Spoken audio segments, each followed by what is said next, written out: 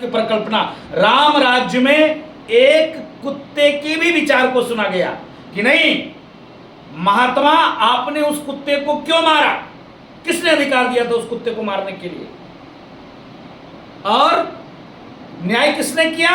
भगवान राम ने कहा कि ठीक है कुत्ता जो बोलेगा वही आपके लिए दंड होगा, कुत्ते ने न्याय किया।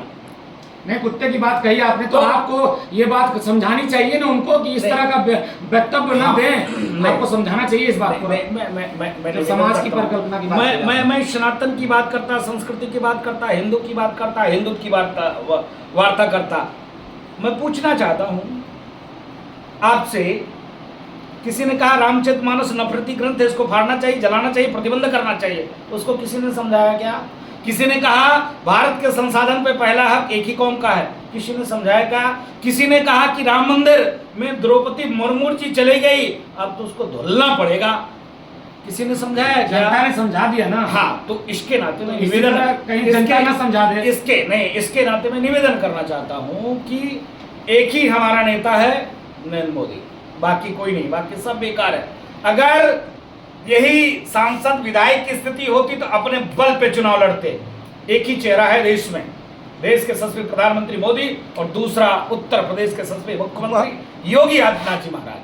ओम प्रकाश राजभर लड़ते हो, प्रकाश राजभर या लगाते अपने बेटे को तो जीत नहीं पाते। नहीं, ये मैं कैसे कर सकता हूँ? वो तो जनता तय करेगी, जनता तय करेगी। आपने कहा कि मोदी जी जनता, एक ही चेहरा मोदी, एक चेहरा मोदी, दूसरा कोई चेहरा नहीं। क्या चल रहा है पूरे देश में? मैं इसीलिए मैं आपको बताना चाहता हूं कि मैं 16 राज्य का चुनाव, एक एक लमसम स्टेट में 3, 4, 5, अधिकतर 5 लोकसभा तक मैं गया हूं, 2 लोकसभा से नीचे नहीं आया हूं। सब जगह एक ही स्थिति है, क्या?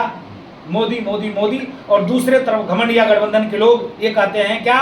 मोदी मोदी हटाओ, मोदी हटाओ, मोदी हटाओ। और जनता यही भाषा जो आप बोल रहे हैं, विपक्षी बोला था कि मोदी हटाओ। ओम प्रकाश राजभर मन से कहते थे कि घंटी बजवाएंगे, मोदी को यहाँ भेज देंगे, वहाँ भेज देंगे, वो सारा बयान आपके कार्यकर्ता नाराज है। जी, क्या भूल गए आप लोग? मैं भूल नहीं गए, मैंने ही विरोध किया था। ये दास आपके बीच में बैठा है, मैंने ठीक से विरोध किया था, लोगों को ठीक भी किया था, और यहाँ तक जो रामचरितमानस फाड़ते थे उनको भी दौड़ा के ठीक किया था। ऐसा नहीं है, हम साधु हैं, सनातन, यही तो विशाल परंपरा है सनातन की। तो अगर जो शरण में आ जाए, तो कैसे आपने ठीक किया? जो शरण में आ जाए उसको माफ करते हैं, जो शरणम गच्छामि हो जाए। नाक रगड़ कर कौन माफी मांग रहा था बताओ? लंबा कोई नेता लेटा क्या? इतना बता देना, लंबा कौन लेटा? लंबा कौन लेटा सबके सामने में? माफी कौन मांग रहा था? प्रकाश तो कोई, जो मेरा कहने का भाव यही है, जो माफी मांग ले, जो क्षमा मांग ले, सनातन। अरे हमने उनको क्षमा कर दिया, किनको? जिन्होंने 1000 वर्ष तक मेरे ऊपर पीड़ा दिया, उनको क्षमा कर दिया। करता तो माँ बहन की गाली वाले नहीं बर्दाश्त कर रहे हैं। नहीं, मैं निवेदन करता हूँ सभी कार्यकर्ताओं को, अपील करता हूँ मेरे प्यारे भाइयों, प्यारे बंधुओं, अपना मान सम्मान, जो हम साधु हैं, हमको भजन करना चाहिए था। हमको किसी पार्टी ने कुछ दिया है क्या? बैठे हैं मनोज भैया, बैठे हैं। ये तो क्या कह रहे थे कि ओम प्रकाश मैं एक निवेदन करता हूँ, मैं निवेदन पूर्वक करता हूँ। नाक रगड़ के वो माफी मांगे तो माफ कर देना चाहिए, ये कहना चाहते हैं। अरे भाई क्या बात, सनातन की खूबसूरती है, हिंदू की खूबसूरती है। जब आप आतंकवादियों को माफ करके वोट देने के लिए तैयार हो, राम विरोधियों को आप वोट देने के लिए तैयार हो, जिन्होंने राम मंदिर को निहत्थे भक्तों की सीना गोली से चलने किया, उसको आप वोट देने के लिए तैयार हो, तो ये तो आपका भाई है, माफी मांग रहा। जिसने एक बार माफी नहीं मांगा, जिसने कहा एक नहीं, अगर 1 करोड़ राम भक्त होते उनकी सीना गोली से चलने कर देता, उसको आप वोट देने के लिए तैयार हो। और एक व्यक्ति आपसे क्षमा मांगा, माफी मांगा, तो आप अपने आप में कहते हो कि मैं ब्राह्मण हूं, मैं ठाकुर हूं, मैं क्षत्रिय हूं, मैं बाबा जी हूं, मैं राजू दास हूं, मैं क्षमा नहीं करूंगा। मैं निवेदन करूंगा, सनातन के 3 महास्तंभ है, जिन्होंने सनातन को बचाने के लिए बाबू साहब ने अपना सर्वस्व कुछ न्यौछावर कर दिया। एक सेकेंड, इन्होंने अपना सर्वस्व कुछ न्यौछावर कर दिया, इन्होंने अपना परिवार क्या, नातेदार क्या, रिश्तेदार क्या, सब कुछ न्यौछावर कर दिया, सिर्फ सनातन संस्कृति और लोगों को एक करने में। इनको भी दंडमस्तक करा दिए थे ओम प्रकाश मंच से, कह सब कुछ हम ही हैं। नहीं, देखिए मैं निवेदन करना चाहूँगा, एक निवेदन करना चाहूँगा कि यह देश संविधान से चलता है, सनातन संस्कृति से चलता है। ओम प्रकाश राजभर गरीबों के नेता हैं, शोषितों के नेता हैं, वंचितों के नेता हैं, वो अपने हिसाब से कार्य और काम कर रहे हैं। अरे एक गरीब का बेटा है यार, क्या बात करते हो? मन से सीधे तो एक दिन एक सुन तो लो आप। मैं पूछना चाहता हूं, अभी वर्तमान में वर्तमान में जो प्रत्याशी है वो प्रत्याशी इतना पढ़ा लिखा व्यक्ति है। अधिकतर नेता किस प्रकार से वहां पहुंचते हैं हर व्यक्ति को पता है। जो विपक्षी है वो भी पढ़ा लिखा व्यक्ति है। इसीलिए तो जो नहीं कहा, प्रत्याशी इंडिया के इसीलिए अरे घमंडिया गठबंधन की बात करते हो, जो घमंडिया गठबंधन देश तोड़ने की बात करता है, जो घमंडिया गठबंधन सनातन को कोरोना, डेंगू, मलेरिया की बात करता है, उसकी बात करते हो। एक बार आपने उनसे सवाल पूछा क्या? एक बार पूछा क्या भगवान राम किसी पार्टी के, किसी दल के, किसी समुदाय के, जो राम मंदिर तोड़ने की बात करता है, जो सनातन को मिटाने की बात करता है, जो हिंदू मुस्लिम में दरार पैदा करना चाहता है, जो दंगा कराना चाहता है। अभी तक क्या होता था? उत्तर प्रदेश में कितने दंगे हुए? योगी जी की सरकार में दंगे क्यों नहीं है? मैं आपसे सवाल पूछता हूं, मैं पूछना चाहता हूं 10 साल तक माननीय प्रधानमंत्री के कार्यकाल में दंगे क्यों नहीं हुए? तो जो दंगा समाप्त, जो परस्पर समन्वय, परस्पर एकता की बात करता है, भाईचारा की बात करता है, सबको साथ ले चलने की बात करता है, उससे तो आप सवाल पूछोगे। अगर ओम प्रकाश अब गरीबों के मसीहा है या गरीबों के हमदर्द है, तो मलेशिया में कोरोना काल में काफी लोग उन्हीं की बिरादरी के लोग फंसे थे, क्यों नहीं उन्हें ले आए? उन्हें ले आए इंडिया में प्रत्याशी राजू राय ने। देश के यशस्वी प्रधानमंत्री जी ने जितना कार्य किया है उतना कोई नहीं कर सकता है जितना प्रकाश जी की बात हो रही है। नहीं, ओम प्रकाश जी नहीं, यहाँ प्रधानमंत्री जी की बात करने के लिए मैं आया हूँ। तो ओम प्रकाश जी की छड़ी पड़ी है। यहाँ प्रधानमंत्री जी की बात कर रहे हैं। छड़ी का बटन दबाओगे कमल को ताकत मिलेगी। आप बताओ, घमंडिया गठबंधन को बटन दबाएंगे किसको ताकत मिलेगा? एक कौम, एक मजहब, एक संप्रदाय, बाकी किसी को नहीं मिलेगा। देश तोड़ने की बात होता है, देश तोड़ने की बात होती है, सनातन को मिटाने की बात होती है। इसके नाते मैं अपील करने आया हूँ। ओम प्रकाश के बेटे अगर यहाँ से चुनाव जीत जाते हैं, अंततः अगर सरकार की स्थिति ये होती है कि गठबंधन की सरकार बनती है, तो क्या इसकी कौन गारंटी लेता है कि ओम प्रकाश के बेटे भारतीय जनता पार्टी के साथ खड़े रहेंगे? 2017 में ये भग गए, 2022 में समाजवादी पार्टी के साथ रहे, 2019 में ये चुनाव स्वयं लड़े इसी धरती पे, तो इसकी गारंटी आप लेंगे? इसकी गारंटी मैं आपसे पूछना चाहता हूँ। एक मिनट, मैं आपकी बात को समझ लिया पत्रकार बंधु, आपकी बात को समझ लिया। मैं पूछना चाहता हूँ, घमंडिया गठबंधन के जो यह प्रत्याशी हैं, उनके मुखिया ने कहा भाई कांग्रेस चालू पार्टी है, भाई मध्य प्रदेश में ये चालू पार्टी है, एक भी वोट कांग्रेस को मत देना। तो आप गारंटी लेते हो क्या? एक तरफ तो उन्होंने कहा था, घमंडिया गठबंधन के नेता ने, कांग्रेस चालू पार्टी है, बेईमान पार्टी है, इसने मेरे साथ धोखा किया और गठबंधन करते करते मेरे साथ छलावा किया, एक वोट कांग्रेस को नहीं देना, और यहाँ एक साथ चुनाव लड़ रहे हैं। आप गारंटी लेते हैं क्या? सर ओम प्रकाश कोई राजनीति में कोई किसी की, मैं एक गारंटी लेता हूँ। योगी जी को अब शक कहा, काफी कुछ कहा, हमको भी कहा जी, हमको भी कहा, घमंडिया गठबंधन की बात याद है, उनकी बात भूल गए आप। अरे फिर बात करते हो, घमंडिया गठबंधन के लोगों ने ना कर करके क्षमा क्यों नहीं मांगा? आप मंगवा दो। जिसने गलती किया उसने नहीं मांगा। मैं पूछता हूँ, बच्चे को सजा देती है। अरे पूछो तो, मैं तो आपसे जवाब पूछ रहा हूँ। उनसे माफी मंगवाएंगे आप उनसे? अरे जिसने एक बार मांग लिया 1000 बार माफी मंगवाओ क्या? देखो यहाँ एक नेता मोदी, हम वोट बेचबों के साथ नहीं रहते हैं, सिर्फ मोदी के साथ रहते हैं। मैं पूछना चाहता हूँ आप लोगों से, राष्ट्रवाद के लिए, सनातन के लिए, संस्कृति के लिए, भाईचारा के लिए, एकता के लिए और समग्र विकास के लिए अगर खून की घूंट भी पीना पड़े तो जनता को पीना चाहिए, क्योंकि क्षेत्र का तभी विकास हो सकता है। हम फला इसने ये कहा, फला ये कहा, आपने मुझको 2 अपशब्द कह दिया, तो क्या कल से मैं मीडिया पर नहीं बोलूंगा? क्या मीडिया पर अपनी बात को नहीं रखूंगा? रखना पड़ेगा। लेकिन घोसी लोकसभा का जो क्षत्रिय वोटर है वो खून का घूंट पीने को नहीं, ऐसा नहीं है। आपका कहने का मतलब है, सुन लीजिए, 3 दिन हो गया मुझको आए। 3 दिन आने के बाद मैं विप्र भगवान, बाबू साहब, इसके अलावा मैं कहीं गया नहीं, किसी घर में नहीं बैठा। हर व्यक्ति, आप मीडिया बंधु हो, मीडिया बंधु देश का तीसरा स्तंभ होता है और तीखे सवाल करना आपका काम होता है। आप करोगे तीखे सवाल, मैं आपको नतमस्तक होता हूँ, साधुवाद देता हूँ। ऐसे तीखे सवाल करते रहिए, नेताओं की खींचते रहिए और ठीक से बजाते रहिए। मैं नहीं कहता हूँ आप सवाल मत करिए, इसलिए मैं कहता हूँ। आप 3 दिनों से यहाँ है, मैं आज की बात कर रहा हूँ। अभी हम चौपाल करके आए हैं ताजपुर में, वहाँ के जो क्षत्रिय वोटर है काफी नाराज है। बोले ओम प्रकाश राजभर को जो वोट देगा वो क्षत्रिय नहीं है। नहीं,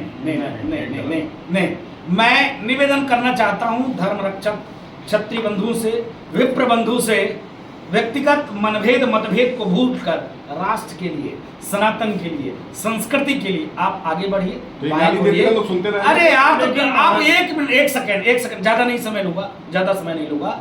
गाली की बात नहीं है। क्षत्रियों ने तो अपना बहन, अपना बेटी पूरा नतमस्तक कर दिया, पूरा गला कटा लिया, रग रग सनातन की रक्षा के लिए बेच दिया। उससे ज्यादा समर्पणशील कौन होता है यार? आप बात करते हो, कुछ छोड़ा क्या?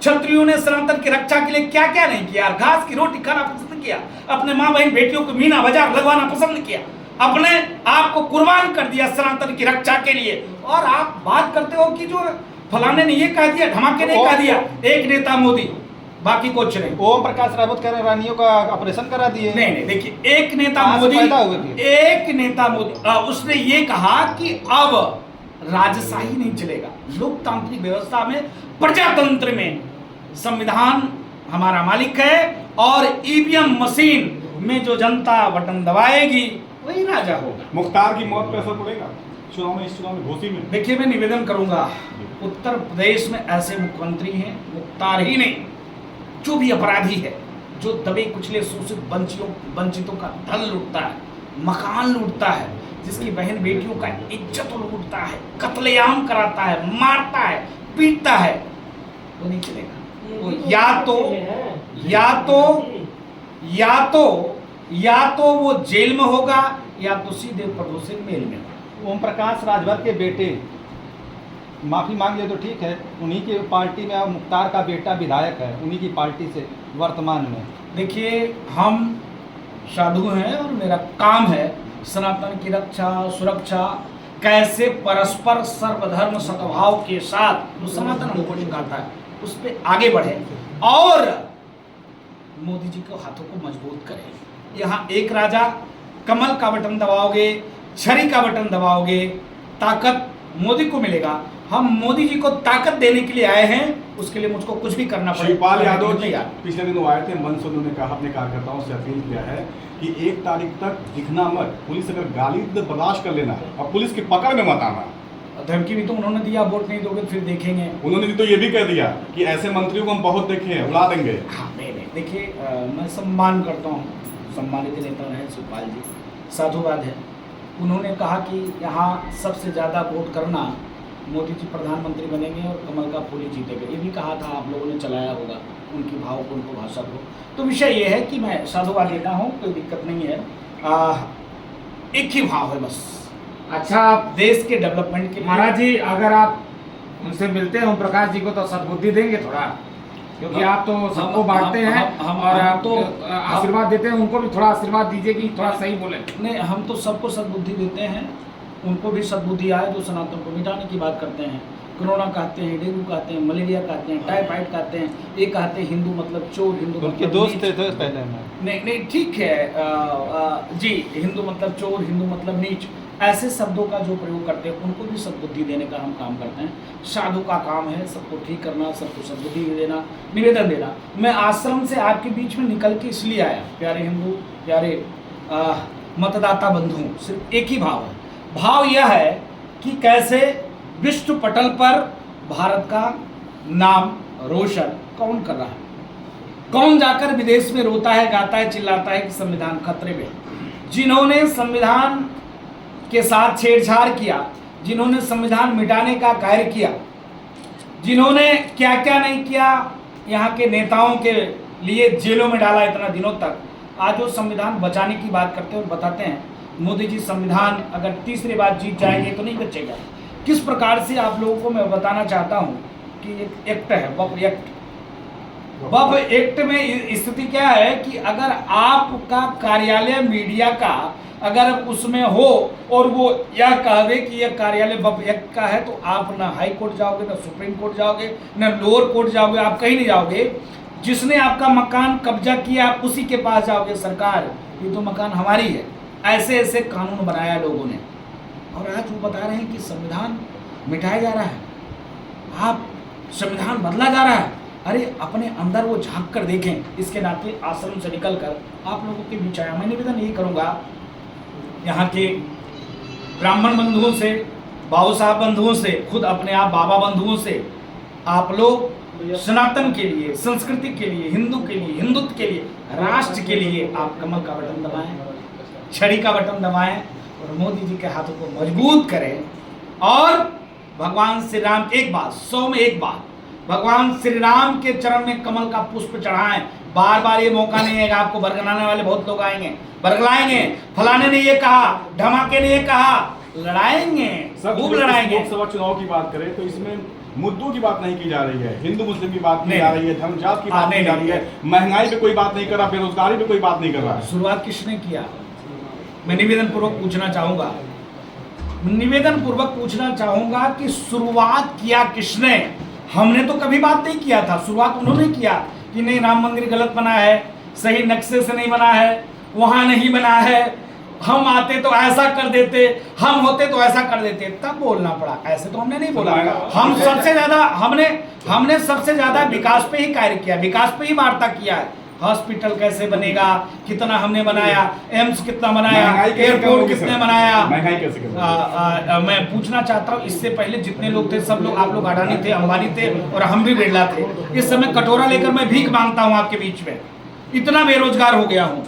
आप सोचिए, इसके पहले मैं जेट फाइटर प्लेन से चलता था, इस समय में मैं फॉर्च्यूनर से चलता हूँ, इतना मैं गरीब हो गया हूँ। आप कोई मेरी भी सुन ले मेरे भाइयों, मेरी भी विनती कोई सुन ले, मैं भी जेट फाइटर प्लेन से चलने लग जाऊं मैं तो, ये कहने से काम नहीं चलेगा। हाँ ठीक है, जितना लोगों की इनकम हुआ उस हिसाब से महंगाई भी बढ़ी है। एक समय हुआ करता था कि 5 रुपया में, 10 रुपया में, 15 रुपया में, 20 रुपया में लोगों का काम चलता था। आज 5000 में काम नहीं चल रहा है। इसलिए नहीं चल रहा है कि देश ग्रोथ किया। जब देश ग्रोथ किया स्वाभाविक है महंगाई बढ़ेगी। तो 70 वर्षों से आप लोगों ने बहुत काम किया, टाटा बिरला अंबानी ही थे। मोदी जब से आ गया सारे लोग गरीब हो गए हैं, पता नहीं। राजस्थान में बीजेपी की गवर्नमेंट है, वहाँ 450 रुपये सिलेंडर है, यहाँ लगभग 1100 कुछ रुपये है। मैं अलग अलग मैं अभी था वहाँ, कहाँ, हिमाचल में। मैं अभी हरियाणा में था, तेल 10 रुपया ज़्यादा रेट था। तो अभी मैं तुरंत बिहार से आया हूँ, यहाँ तेल 8 रुपया कम है, वहाँ 8 रुपया ज़्यादा है बिहार में। तो हर जगह अलग अलग स्थिति और परिस्थिति है। लेकिन मैं निवेदन करना चाहूँगा, फिर मैं कहना चाहूँगा जनता जनार्दन से कि अपना वोट समझकर बुझकर वोट देना, जिससे आगे तक भविष्य आपका तय हो सके। Thank you. महाराज जी, काशी कब तक फाइनल हो रहा है? काशी, जैसे हमने अयोध्या का निर्माण किया, आप लोग हंसते थे, अरे ये सब भाजपा वाले बेवकूफ बनाते हैं, हम लोग ये है ना। ये महाराज आज देखिए, आज राम मंदिर का निर्माण हुआ, मैं डंके की चोट पे कहता हूँ, कान पकड़ के हम लोग बनवाएंगे, नहीं तो बदल देंगे। हम तुम्हारा वो कर्ज थोड़े न कराएं, हम तुम्हारे बिके थोड़े न, हमको न तेल देते हो, न डीजल देते हो, न तुम्हारे पद पे हैं, न तुमसे टिकट मांगता हूँ। हम तो सनातन के लिए बात करता हूँ। इसलिए मैं तभी डंके की चोट पे कहता हूँ, अगर विपक्षी में दम है, अगर विपक्षी वाकई में समन्वय और परस्पर प्रीति चाहता है, दम है तो पहुंच जाए ना। कहाँ? भगवान श्री कृष्ण के जन्मभूमि कह दे, मैं भगवान श्री कृष्ण के वंशज हूँ और मैं मंदिर का निर्माण करूँ, हम उनके साथ हो जाते हैं। बोल देना उस दिन से, उनके लिए मैं प्रचार ना करूँ फिर बता देना, उनके लिए वोट ना मांगू फिर बता देना आप। हम किसी के बसे टिके नहीं। भाव यही है कि देश में एकता रहे, समन्वय रहे, कोई किसी को लड़ाई ना। होता क्या था, सिर्फ एक कौम, एक मजहब, एक संप्रदाय। क्या भारत में और कोई मत मतांतर के लोग मानने वाले नहीं है क्या? और लोग शांति नहीं चाहते क्या? इसके नाते निकला हूं, ये भाव है हमारा। इसके नाते मैं निवेदन करूंगा, अयोध्या तो झांकी है, काशी मथुरा बाकी है। धन्यवाद महाराज जी। सर